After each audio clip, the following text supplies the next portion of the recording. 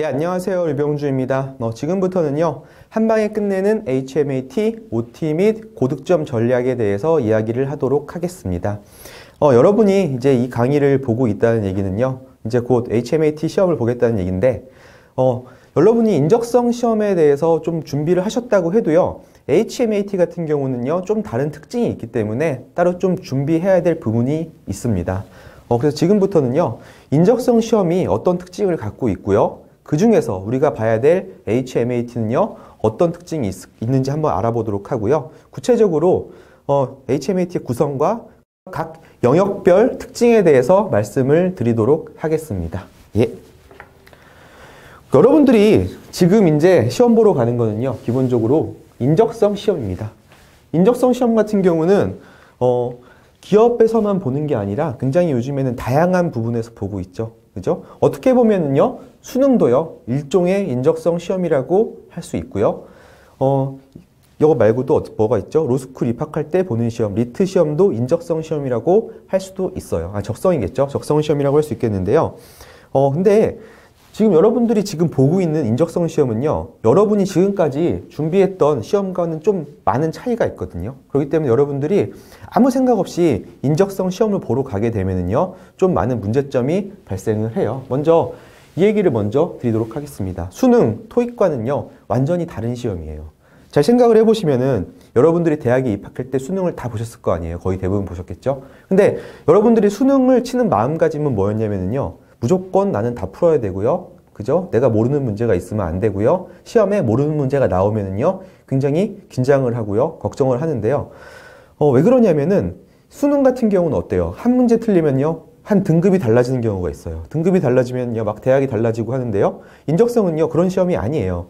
자, 수능은요, 누구나 다 푸는 걸 목표로 하는 시험이지만요, 인적성 시험 자체는요, 태생 자체가 다 푸는 걸 전제로 하지 않아요. 그렇기 때문에 여러분들이 평소에 뭐 수능이랑 토익처럼요, 모든 문제를 다 푼다는 전략을 갖고 인적성에 들어오게 되면은요, 아마 여러분들의 멘탈이 유지될 가능성이 없다고 보거든요. 그렇기 때문에 여러분들은 그 인적성 시험 보고 갈 때는요, 그 시험의 특징을 명확하게 알고 거기에 맞는 준비를 하셔야 됩니다.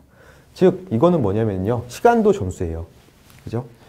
수능 같은 경우는 솔직히 시간이 점수가 되진 않거든요. 왜?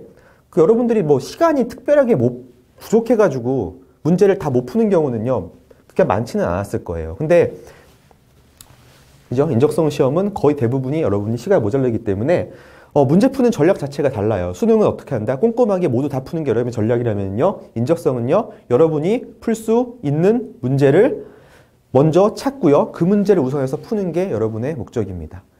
정리를 하면은 여러분은 다 푸는 게 목표가 아니라 처음부터 끝까지 문제를 다 구경하는 게 목표가 되는 시험이에요. 구체적인 얘기는요, 각 과목별 얘기를 할 때 다시 얘기할 거고요.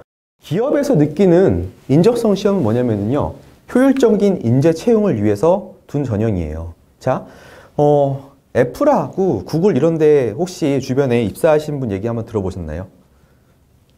제 주변의 지인이 이번에 최근에 한 작년에 구글 입사 시험을 봤어요. 구글 입사 시험을 봤는데 10차 면접에서 떨어졌거든요.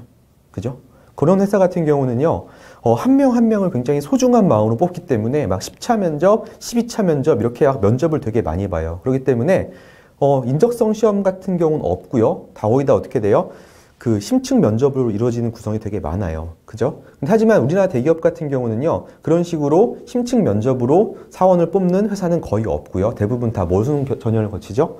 서류 전형을 거치고요. 그 다음 인적성을 보고요. 그 중에서 이제 한 2대1이나 3대1, 많으면 한 4대1 정도 비율로 뭘 보는 거죠? 면접을 실시를 하잖아요. 그죠? 그래서 우리나라는 뭐예요? 효율적인 인재 채용을 위하여 뭐가 있는 거예요? 인적성 시험이 있는 건데요.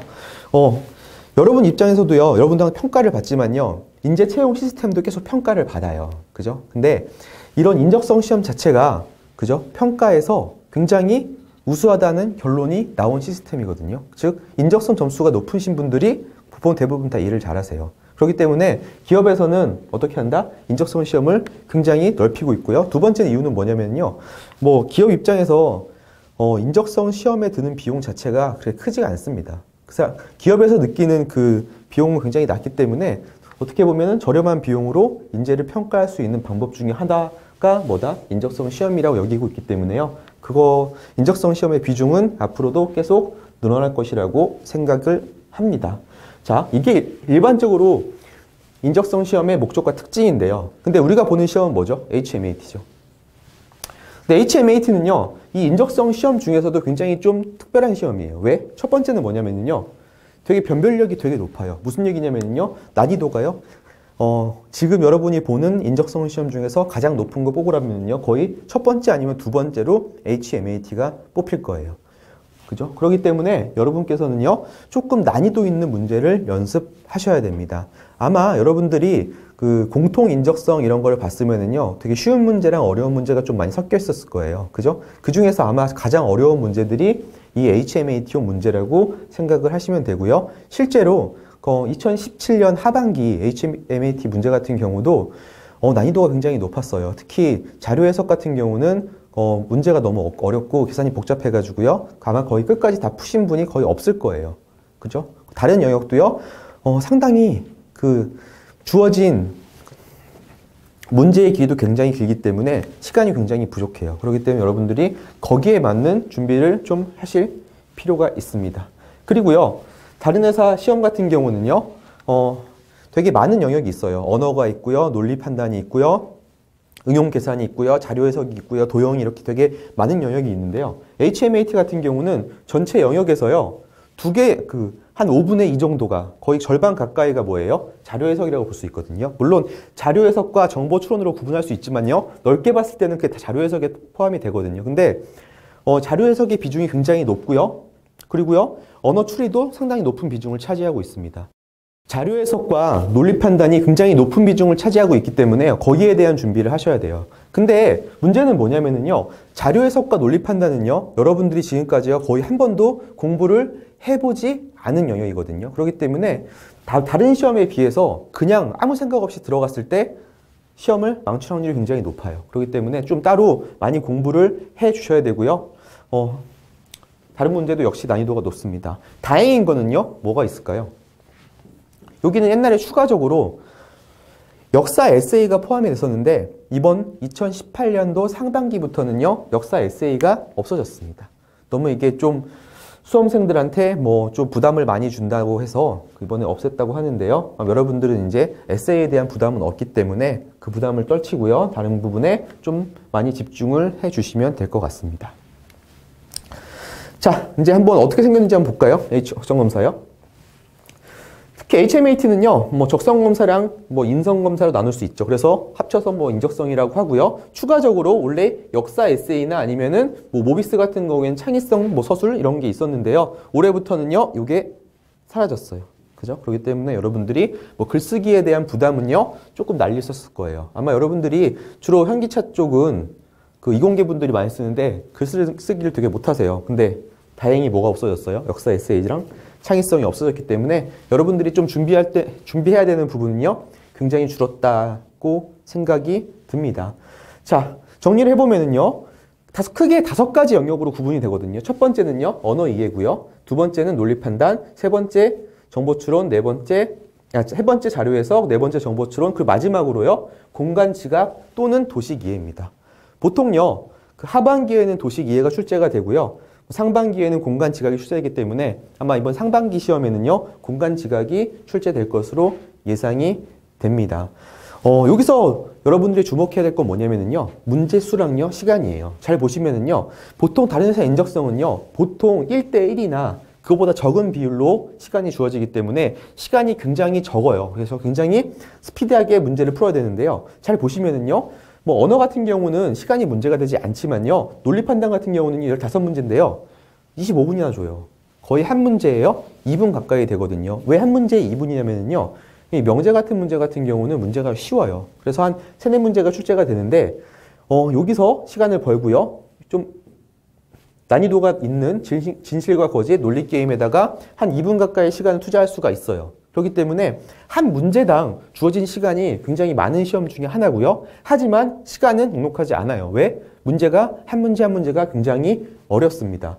언어 이해 같은 경우는요, 보통 다른 회사 같은 경우는 지문이 전체 주어진 페이지에 한 반 정도밖에 안 온다면요, 얘는요, 거의 꽉 채우는 경우도 있거든요. 그러니까 지문이 좀 길어요. 여러분들이 만약에 좀 긴 글을 읽는 연습을 하지 않았다면요, 조금 부담스러울 수도 있을 정도로 좀 지문이 긴 편입니다. 그리고요, 좀 전에 말씀드렸다시피요, 그 HMAT의 가장 큰 특징인데요, 자료 해석이 한 영역, 정보 추론이 한 영역 해가지고요, 두 영역을 차지하고 있어요. 보통 다른 회사 같은 경우는 자료 해석이라고 해가지고 한 영역으로 출제가 되는데요, HMAT는요, 뭐가 추가됐어요? 정보 추론이라는 놈이 추가가 됐어요. 근데 하지만 이 자료 해석과 정보 추론은 어떻게 보면은 거의 이렇게거든요. 이게 자료 해석이라면요, 정보 추론은요, 한 이 정도예요. 상당히 많은 부분이 겹치는 영역이기 때문에 두 개를 명확하게 딱 구분하는 거는 쉽지가 않아요. 그래서 같은 풀이 방법과 똑같은 공부 방법으로 이거와 이거를 자료 해석과 정보 추론을 준비할 수가 있거든요. 그렇기 때문에 여러분들 이 부분에 대해서 좀 준비를 많이 하셔야 돼요. 딱 볼 때 어때요? 전체 5개에서 2개의 영역이 자료 해석입니다. 제 생각에는요, 이 자료 해석과 정보 추론이 HMAT의 당락을 결정한다고 해도 과언이 아닙니다. 이유는요, 뭐냐면은요, 언어 이해 같은 경우는요, 뭐라고요? 독해라 그랬잖아요. 수능 독해인데, 이 부분 같은 경우는요, 변별력이 별로 높지가 않아요. 그냥 여러분 거의 대부분의 분들이 잘 하시는 영역이고요. 문제는 뭐냐면요, 이 공간지각 도시기에는요, 너무나 어려워요.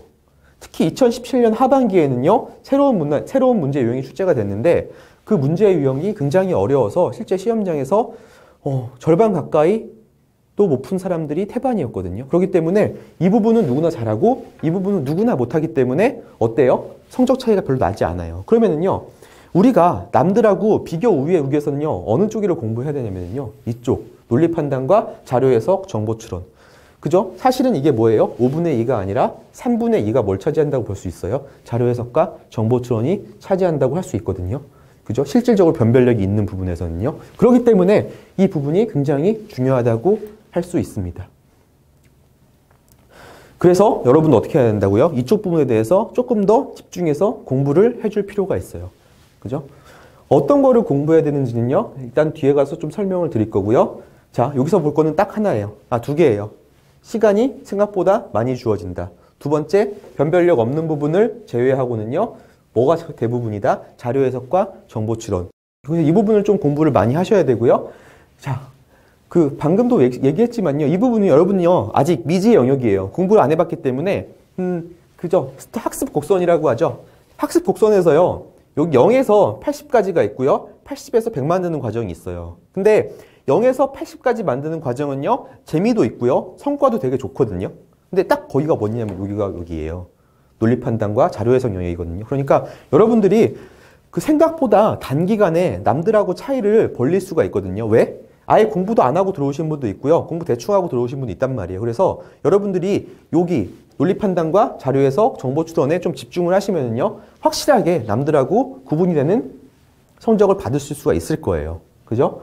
자, 또 말씀 안 드렸는데 HMAT 같은 경우는 어떤 시험이에요? 무조건 잘 봐야 되는 시험이거든요. 왜?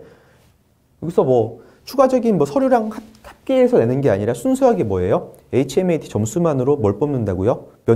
면접에 들어갈 수 있는지 없는지를 결정하는 시험이기 때문에 여러분들이 최대한 좀 정성을 다해서 시험을 준비를 할 필요가 있습니다.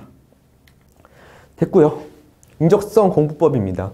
자, OT 처음에 말씀드렸다시피 인적성 시험의 가장 큰 특징이라고 하면 이거거든요. 시간이 점수예요.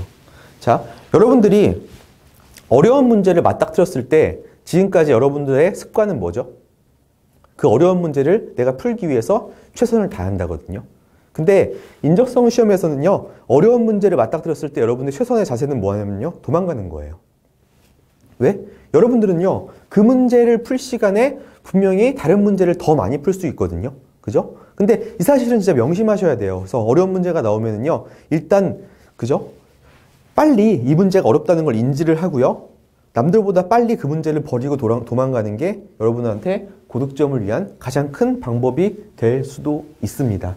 아마 수업 시간에는요, 되게 어려운 문제라고, 이런 문제는 피하라고 설명을 제가 많이 드릴 거예요. 그죠? 여러분들도 시간 관리를 하기 위해서는요, 어려운 문제를 어떻게 풀고요, 쉬운 문제를 어떻게 찾고요, 이런 거에 대해서 좀 고민을 많이 하셔야 됩니다. 그래서 그 인적성 시험은요, 쉬운 문제를 누가 잘 찾느냐, 이게 인적성 점수랑 직결된다고 보면 되거든요.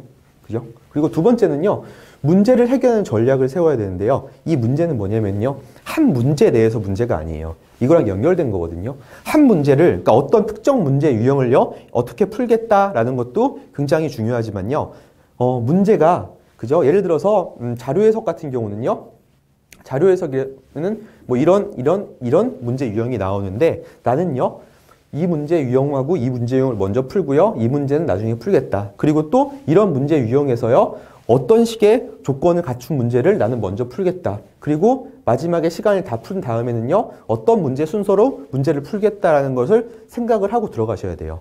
인적성의 목표가 뭐냐 저한테 물어보면요, 딱 한마디만 할 거예요. 저는요, 1번부터 맨 마지막 번호까지요, 다 구경하고 나오면은요, 성공한 거예요. 그 시험은. 다 구경했다는 얘기는 뭐예요? 여러분이 풀 수 있는 문제를 다 확인을 했고요. 풀 수 있는 문제는 다 풀었다는 얘기죠. 그죠? 그렇기 때문에 여러분들의 능력을 100% 발휘했다는 얘기는 문제를 처음부터 끝까지 다 구경한 거예요. 다 푼 게 아니라. 그게 여러분들의 목표가 되도록요, 뭐예요? 문제를 해결하는 전략을 수립하셔야 됩니다. 그리고요, 이거 굉장히 중요한데요. 모의고사를 통해서 실전 감각을 익혀야 돼요. 무슨 얘기냐면은, 여러분들이 그냥 내용만 쭉 공부하시는 분들이 있는데, 자, 인적성 시험은요, 시간을 고려하지 않고 문제를 풀면은요, 문제가 너무 쉬워요. 왜?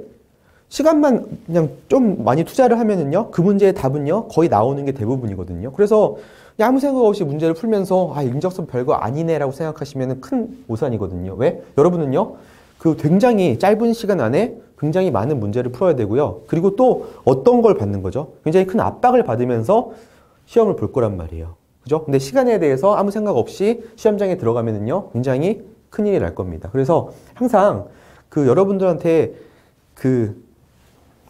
풀어볼 수 있는 모의고사가 수능하고 다르게 많지가 않아요. 왜? 시중에 과거에 비해서는 인적성 문제가 좀 많아졌다고 해도 그래도 여러분들이 풀어볼 수 있는 모의고사는 몇 개 안 되거든요. 그래서 그 몇 개 안 되는 기회를 어떻게 돼요? 정확하게 시간을 재고요, 문제를 풀어보는 게 굉장히 중요합니다. 한 두 번, 세 번만 풀어도 여러분들이 꽤 빠르게 익숙해지거든요. 여러분들이. 그러니까 모의고사를 통해서 실전 감각을 꼭 반드시 키우셔야 됩니다. 네, 지금부터는 각 영역별로요, 어떤 식으로 공부를 하면 되는지에 대해서 설명을 하겠습니다. 공부보다는 어떻게 보면 고득점 전략이 되겠죠. 어떻게 하면은 언어에서 고득점을 받을 수가 있을까? 자, 이거는요, 언어 같은 경우는 거의 여러분들이 HMAT에서 거의 유일하게 공부를 해본 영역이죠. 언제요? 중고등학교 때 계속 여러분 언어 학원 다니고 아니면은 언어 시험도 계속 많이 봤을 거 아니에요. 그렇기 때문에 이쪽 부분은요, 여러분들이 굉장히 익숙한 영역이에요. 그래서 따로 공부를 하면 실력이 올라간다 이런 말씀을 좀 못 드릴 것 같아요. 왜? 여러분들이 중고등학교 내내 중학교 3년, 고등학교 3년 열심히 공부했는데 성적이 안 오르신 분 분명히 있을 거거든요. 그죠? 그분들이 갑자기 성적을 올릴 수는 없을 거예요. 다만 어떤 건 할 수 있는 거예요? 여러분들이 지금 문제를 읽는 감각이요, 고등학교 때 여러분들이 정말 문제를 많이 풀었어서 감각적으로 문제를 풀 수 있는 상태랑요, 완전히 달라요. 한번 여러분들이 언어 문제를요, 그렇게 열심히 풀어본 적이 없어요. 단 4년, 5년 됐을 거거든요, 이제. 그죠? 그렇기 때문에 이 부분에 있어서는 어떻게 한다고? 여러분들이요, 잃어버린 여러분의 풀이 감각 있죠. 그거를 일단 살리는 게 가장 중요하다고 생각이 들고요. 그 다음부터는요, 이 전략을 한번 생각을 해보세요. 자, 보면은요, 제가 봤을 때 글을 잘 못 읽는 분의 특징이 뭐냐면은요, 전략적으로 독해를 하지 않고요, 강약 조절을 하지 않고 지문을 읽어요. 지문이 이렇게 있으면은요, 중요한 게 여기에 있는데, 만약에 전략적인 독해를 하지 않는 분은요, 이걸 그냥 이렇게 읽거든요. 천천히 강약 조절하지 않고. 그러면은요, 이런 데서 읽는 부분에 뭐가 발생하는 거예요? 시간적 로스가 발생을 하는 거예요. 그래서 문단의 내용을 파악해서요, 강약 조절을 하면서 읽어야 됩니다. 자, 여러분이 읽는 거는요, 대부분이요, 비문학 지문이에요. 비문학 지문인데요, 그걸 누가 쓴 거예요? 글을 굉장히 잘 쓰는 사람이 썼거든요. 근데 글을 잘 쓰는 사람은 글을 어떻게 쓰냐면은요, 글이 있으면은 1문단이 있고요, 2문단이 있고 3문단이 있으면은 각 문단에서는요, 하고 싶은 말이 되게 한 개 아니면 많아도 두 개예요. 거의 한 가지 이야기를 하는데요. 그리고 그걸 어디다 써요? 핵심 내용, 핵심 문장은요, 대부분 앞에 있어요. 나머지는 뭐예요? 이거를 뒷받침하는 문장이거든요. 근데 이거를요, 똑같은 강도로 이걸 읽어주면은요, 어떻게 돼요? 이만큼의 시간적 로스가 발생을 하는 거예요. 그죠? 그렇기 때문에 여러분이 잘 쓴 사람이 쓴 글이기 때문에 두괄식이나 미괄식으로 글을 작성할 가능성이 굉장히 높아요. 그렇기 때문에 앞과 끝을 강하게 읽어주고 중간의 내용을요, 어떻게 해요? 빠르게 스킵을 하면서 읽는 게 굉장히 중요합니다. 대부분의 문제가 뭐라고요? 비문학 지문이거든요. 그죠? 이런 식으로요, 강약을 조절하는 게 중요한데요. 그 중에서 특히 이 주제 찾기 문제랑요, 내용 찾기 문제로 이걸 구분할 수가 있어요. 그죠? 뭔지 아시죠? 주제 찾기는 어떤 질문이죠? 다음 글의 주제를 찾아라. 그리고요, 내용 찾기는 뭐죠? 다음 글의 내용과 다른 것을 골라라. 이런 문제가 있단 말이에요. 근데 정말 이거는 중요한 내용인데요. 글은요, 주제 찾기 문제랑요, 내용 찾기 문제는요, 글을 읽는 방법이 완전히 차이가 있어요. 그죠? 근데 여러분들은요, 이걸 똑같이 읽으면은요, 큰일 나거든요. 자, 주제 찾기는요, 무조건요, 지문을 먼저 읽고 뭐예요? 문단의 핵심을 찾아가지고, 그죠? 먼저 지문을 다 읽으면서요, 그 주제를 파악하고 보기를 보면서 정답을 찾는 게 중요하고요. 내용 찾기 같은 경우는 보기를 보면서 내용이랑 비교하면서 계속 읽으셔야 되거든요. 근데 이거를 먼저, 지문을 먼저 다 읽고요. 그 다음에 뭘 읽어요? 보기를 읽으면은요, 이거 읽는 사이에서 여러분들이 좀 내용을 정확하게 읽지도 못하고요. 까먹게 되거든요. 그래서 다시 한번 지문을 읽게 돼요. 그렇기 때문에 시간적 로스가 발생을 하니까 이 주제 찾기 문제랑 내용 찾기를 구분하셔가지고요. 그 글을 읽는 방법을 좀 달리 해 주셔야 됩니다. 거의 대부분 주제 찾기와 내용 찾기로 구분을 하실 수가 있을 거예요. 독해라면요. 그죠? 그리고 모의고사를 꼭 한번 확인해 주시기 바라겠습니다. 예, 다음은요. 논리 판단인데요. 논리 판단 같은 경우는 그 유형이 명제랑요. 크게 명제 3단 논법, 그리고 진실, 거짓, 논리게임 이렇게 두 가지로 구분을 할 수가 있거든요. 근데 HMAT 같은 경우는요, 한 15문제가 출제가 되는데 작년 2017년 하반기에는요, 요게 되게 조금밖에 출제가 되지 않았어요. 아쉽게도. 근데 왜 아쉽냐면은 이 아랫부분 있죠. 여기는요, 난이도가 굉장히 높고요. 문제마다 풀이 방법이 좀 다르거든요. 근데 하지만 이 명제랑 3단 논법 같은 경우는 좀 문제를 빨리 풀 수가 있고 문제마다 풀이 방법이 비슷해요. 그래서 먼저 쉬운 문제를 먼저 싹 풀어주시고요. 그 다음에 어려운 문제를 푸는 게 기본 중에 기본이라고 생각을 합니다. 그리고요, 여러분들이 가장 많이 생각하는 게 뭐냐면은 이 논리 판단이요. 어떤 사람이 잘할 것 같냐면은 머리가 좋은 사람이 잘한다라고 생각을 하시는데요. 그 일부 맞는 부분도 있긴 하지만요. 그 사람은 잘 볼 수가 없어요. 어떤 사람이 잘하면요. 정리 있죠. 주어진 조건을 정리를 잘하는 사람이 이 논리 판단 문제를 잘 풀 수가 있거든요. 왜? 좀 내용이 복잡하기 때문에 절대 눈으로만은 이걸 풀 수가 없어요. 거의 대부분의 문제가. 그렇기 때문에 여러분 뭐 해야 돼요? 도식화를 통해서요. 주어진 조건을 정리하셔야 돼요. 도식화는 뭐냐면은 주어진 조건을 여러분의, 그죠? 여러분만의 기호로 표시를 하는 거예요. 예를 들어서 뭐 A, B, C, D가 있는데 뭐 B 또는 C가 범인이다. 그럼 어떻게 하면 되는 거예요? B 또는 C가 범인이다. 그러면은요, A하고 D는 범인이 아니다. 이런 식으로요, 정리를 계속 해가 나가는 거예요. 그죠? 그리고 예를 들어서 A이면은 B다. 그러면은요, B가 아니면은 A가 아니다. 이런 식으로요, 주어진 조건을 최대한 많이 어떻게 한다? 정리를 해가지고요, 여러분이 한 방에 볼 수 있게 만드셔야 돼요. 생각해 보시면요, 막 줄글로 쭉 있는 거 가지고 여러분은요, 추리를 못 해요. 어떻게 하셔야 돼요? 그걸 여러분들이 한 방에 정리할 수 있도록 압축된 언어로 표시를 하고요. 압축된 상태가 돼야지 여러분은 뭐 할 수가 있는 거예요? 추리를 할 수가 있는 거예요. 그죠? 그렇기 때문에 도식화가 굉장히 중요하고요. 도식화를 잘 하셔야지 문제를 한 번만 읽을 수가 있어요. 만약에 여러분이 도식화하지 않고 문제를 풀면은요, 문제 보고요, 보기 보고요, 하고 또 문제를 보고 보기를 보고 왔다 갔다 하세요. 거기서 시간 로스가 굉장히 많이 발생을 하거든요. 그래서 그 논리 판단의 가장 기본적인 목표는 뭐다? 도식화를 통해서 그 긴 내용을요, 짧게 표시를 하고요. 그 긴 내용을 짧게 표시하는 과정이 한 번에 이루어져야 돼요. 그래야지 여러분들이 시간을 줄일 수가 있습니다. 2017년 하반기 HMAT 논리 판단은요, 굉장히 어려웠어요. 조건이 되게 까다로워가지고요, 정리를 잘 못하는 상태에서는요, 문제를 풀 수가 없었거든요. 그렇기 때문에 여러분들이 논리 판단에서 고득점을 받기 위해서는요, 정리를 얼마나 깔끔하게 할 수 있느냐, 이게 핵심이라고 생각합니다. 그걸 중심으로요, 여러분들이 연습을 해 주셔야 됩니다. 있고요. 자료 해석 및 정보 추론인데요. 어차피 이거는 한 가지 영역이라고 했죠. 그죠? 이것도 마찬가지로요. 어려운 유형은 나중에 푸셔야 돼요. 그 자료 해석이랑 정보 추론에 어려운 유형이 한 개씩 튀어나와요. 자료 해석 같은 경우는요.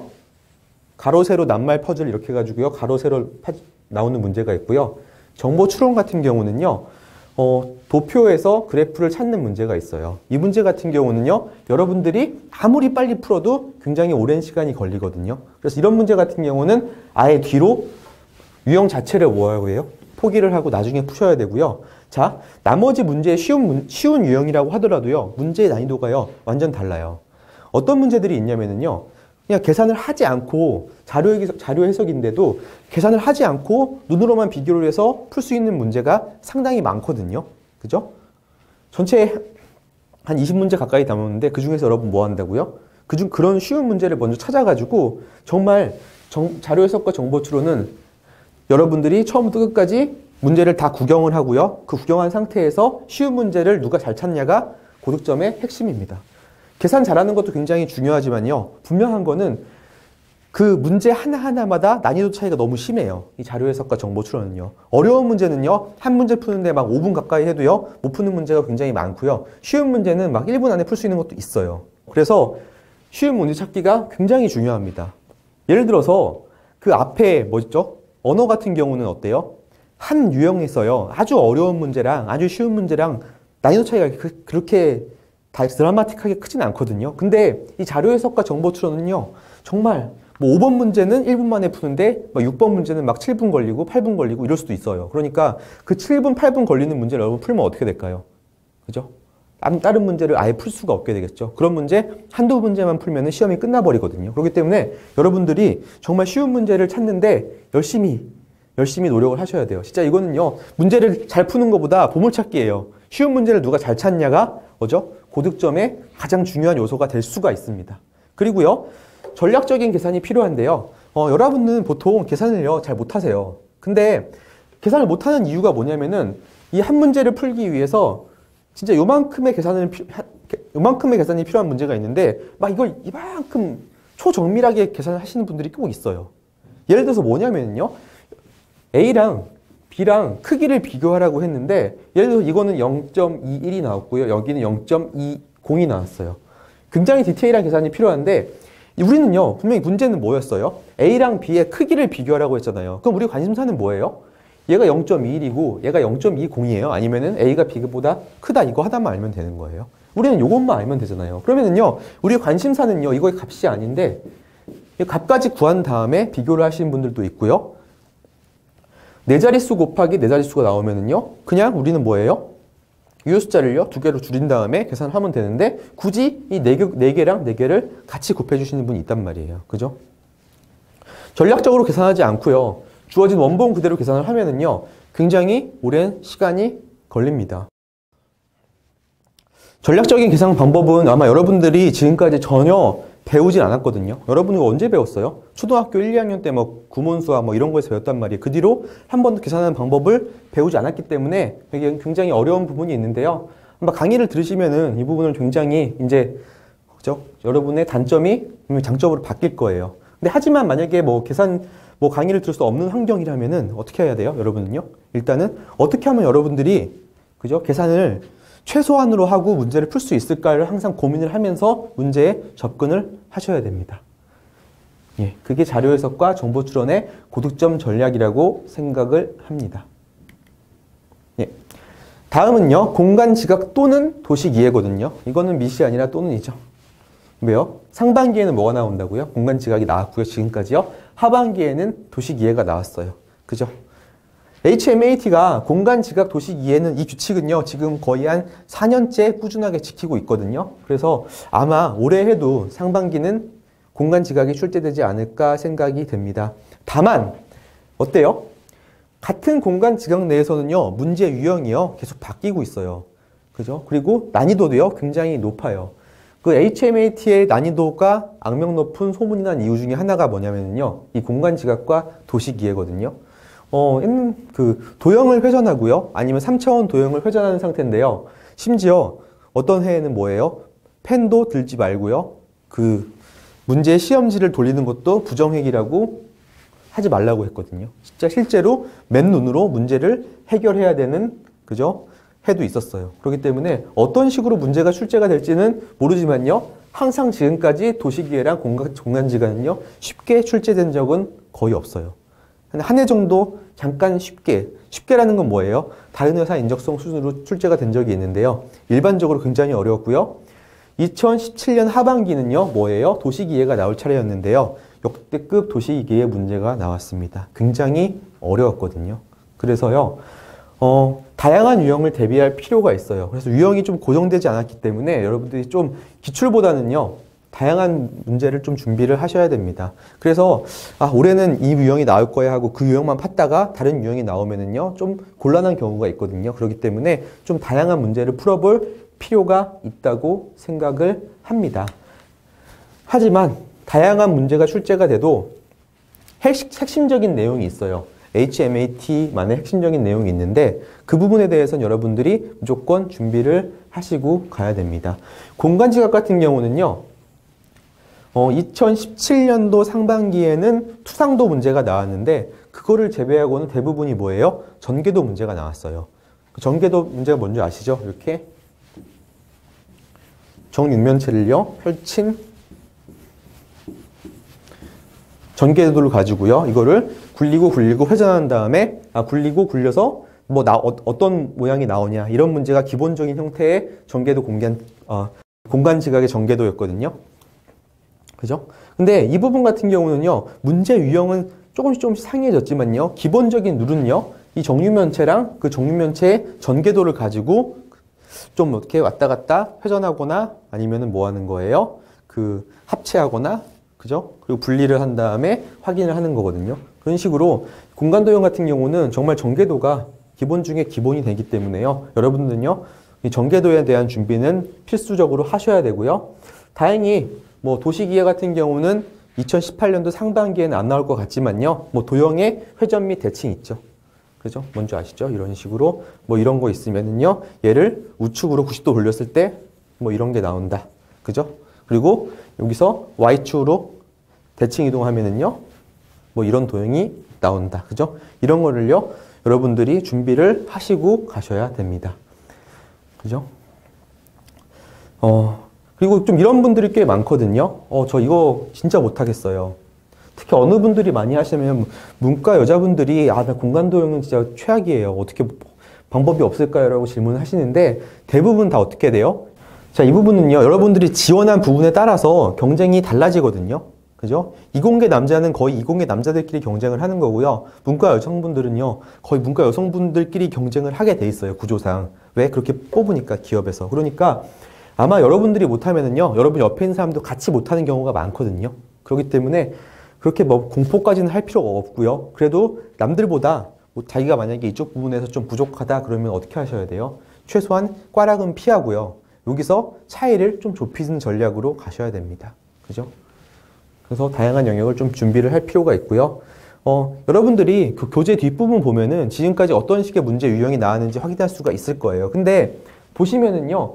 그 다양한 유형이 출제되고 있다는 거는 확인할 수 있고요. 하지만 어때요? 공통적인 요소가 분명히 있을 거예요. 그래서 여러분들은요. 이 공통적인 요소를 중심으로 공부를 하면은 그나마 공간지각을 대비할 수 있다라고 생각을 합니다. 네, 그럼 지금부터는요. HMAT 강의 계획에 대해서 설명을 드리도록 하겠습니다. 강의는요. 일단은 뭐 문제 유형은 다 소개시켜 드릴 거예요. 그래서 아마 제가 설명해 드리는 문제 유형 내에서 거의 대부분이 나온다고 생각이 들고요. 뭐 그 외에는요. 아무도 준비할 수 없는 영역이에요. 그렇기 때문에 여러분들이 이런 유형도 나올 것 같아 하면서 막 준비하는 것보다 핵심적으로 무조건 나온다고 생각하는 부분만 강의를 하니까 지금 강의에 나온 내용만 중점으로 공부를 하셔도 충분하다고 생각이 들고요. 두 번째로는요. 시간 단축 문제풀이 스킬을 제가 설명을 해드릴 건데요. 제가 그 강의를 준비하면서 가장 많이 신경 쓰는 부분이요. 어떻게 하면은 시간을 단축할 수 있을까거든요. 그리고요, 거기에 대해서 아마 여러분들이 기대하는 것보다 더 많은 노하우를요, 제공할 수 있을 거라고 믿어 의심치 않습니다. 여러분들이 지금까지 말씀드렸다시피 아마 전혀 새롭게 접근하는 지금 학문이라고 할 수 있거든요. 어떻게 보면은. 그렇기 때문에 여러분들이 짧은 시간에 그 노하우만 익혀도요, 남들보다 분명히 비교 우위에 있을 거예요. 지금은 어때요? 인적성 강의를 들으신 분이 꽤 많거든요. 꽤 많지만요. 절대적으로 여러분들 경쟁자들을 기준으로 봤을 때 그래도 많은 부분은 아니에요. 그죠? 그렇기 때문에 안 듣고 시험에 오시는 분들이 꽤 많거든요. 근데 그런 분들보다는 분명히 여러분들이 비교 우위에 있을 수 있을 거고요. 아마 강의를 듣고 나면은요, 제가 왜 이런 얘기를 했는지 분명히 여러분들도 이해를 하실 거예요. 그래서 제가 일단은 시간 단축 스킬을 굉장히 많이 설명을 드릴 거거든요. 근데 그 스킬을요, 제가 여러분한테 제공한다고 해도 여러분들이 연습을 하지 않으면은요, 좀 그저 의미가 퇴색되거든요. 그렇기 때문에 먼저 빨리 여기 수업을 들어주시고요. 여러분 어떻게 하셔야 될까요? 뒤에 저희가 실전 모의고사도 제가 풀어드리거든요. 그렇기 때문에 이거 내용 먼저 파악을 하고, 모의고사 같은 경우는 어떻게 한다고요? 시간을 확실하게 재서 문제를 풀으셔야 됩니다. 제가 최대한 많은 문제를 풀어드리려고 강의를 촬영을 할 거거든요. 그렇기 때문에 여러분들이 좀 의문되는 문제 있으면은요, 강의에서 대부분 해결해 줄 거라고 생각이 됩니다. 그러면은 제가 이제 한 열 몇 강 동안 HMAT에서 강의를 할 건데요. 좀 다들 바쁘신 거 알겠지만요. 그래도 최대한 시간을 내서요, 좀 규칙적으로 강의를 들어주시면은 고맙겠습니다. 예, 그럼 이것으로요, OT는 마치도록 하겠습니다. 본 강의에서 뵙도록 하겠습니다.